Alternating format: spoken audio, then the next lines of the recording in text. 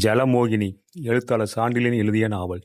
சாண்டில்யன் தமிழ் எழுத்தாளர்களில் வரலாற்று நாவலை எழுதி புகழ் பெற்றவர்.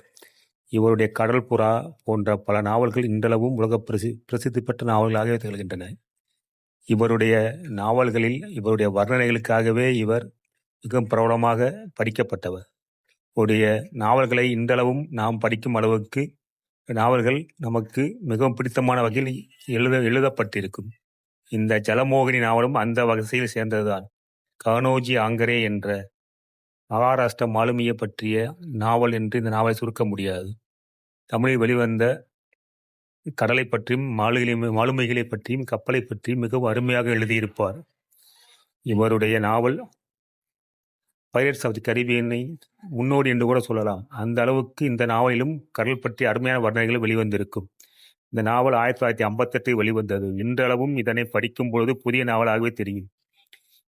இந்த நாவல் அமுத சுரபி தொடராக வெளிவந்தது. இதனை வானதி பதிப்பகம் வெளியிட்டுள்ளது.